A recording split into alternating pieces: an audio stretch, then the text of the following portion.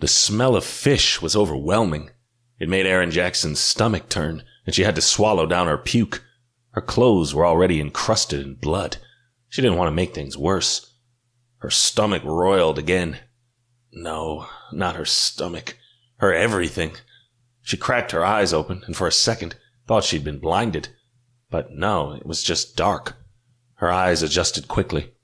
Metal, low ceiling, long, narrow room, and that incessant movement. Up and down, high then low, enough to make her head spin. She was on a ship, possibly out at sea. If that was true, it meant no one was coming for her. Erin slumped even further in her seat, only her handcuffs and bound feet keeping her from sliding off. She needed to find her own way out of this place, or she was a dead woman. Pulling against the handcuffs was harder than it should have been. She had a decade or more of serious weight training under her belt, not to mention a bit of extra that came from her shifter strength. But all of her muscles were heavy and exhausted. How long had she been chained to this chair? The ship roiled again, and Erin gagged. The last thing she remembered was the mission to retrieve Owen. In the chaos of the escape, she hadn't seen her attacker coming. One blow to the back of her head, and she was out. Erin rolled her head from one side to the other and was relieved not to feel a throb of pain. Maybe she didn't have a concussion. Could shifters even get concussions? Given how her thoughts were swirling around, none quite willing to settle into something actionable, Erin feared it might be so. She stilled herself, letting her bound hands fall behind her back in as comfortable a position as possible. Assessment. Dried blood. She'd been taken some time ago. She ached, but nothing had the acute feel of an open wound, and she couldn't even be sure it was her blood. She ran her tongue over her lips, dry and cracked, but not cut. Light. It flickered in through a cracked window high on the wall.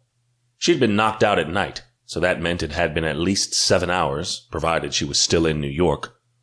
She strained to hear anything, but all she could make out was water and crying birds. She wasn't sure what a port sounded like, but weren't there supposed to be braying horns and the general clang of commerce? Erin put it out of her mind. Wherever she was, she'd deal with that after she got free and took her frustration out on whoever thought they got to just hold her captive. She gave the cuffs on her hands a good yank, but all that did was bite into the sensitive, bruised skin around her wrists. That didn't stop her from trying to tug her hand through the metal circle. It was useless. She'd need to shear off a thumb to make it work. That sparked an idea almost too ludicrous to consider. Could she? Erin nearly dismissed the thought out of hand. She knew her limits. But limits were the kind of thing that kept a girl chained to a chair, and Erin had never let a thing as stupid as someone else's limits stop her before.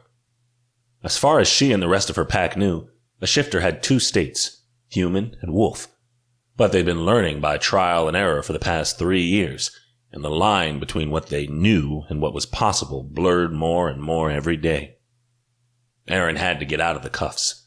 She didn't have a key or anything else to jimmy the lock, and she didn't plan to wait around for someone to come find her. There was a wildness deep inside of her that Erin tried to ignore.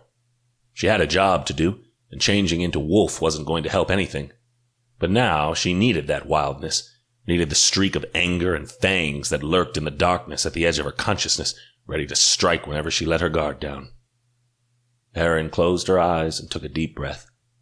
The stench of blood and salt water threatened to overwhelm her, but she pushed it aside and breathed again.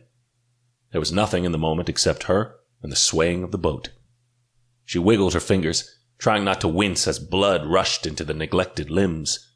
The pain made her feel every inch of the skin, for better or worse, and that was what she needed. But not fingers. Claws.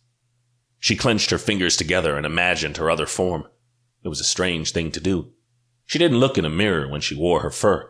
She didn't care what she looked like. Normally, switching between forms was as easy as breathing. But with her arms yanked back, she didn't know what that would do to her wolfish joints. She just needed one paw. Erin ran her thumb over the pad of her fingers and only felt a human hand. Frustration surged through her, but she wasn't giving up that easily. And so what if she turned all the way? She'd be out of the chair, and possibly broken beyond repair. Damn it,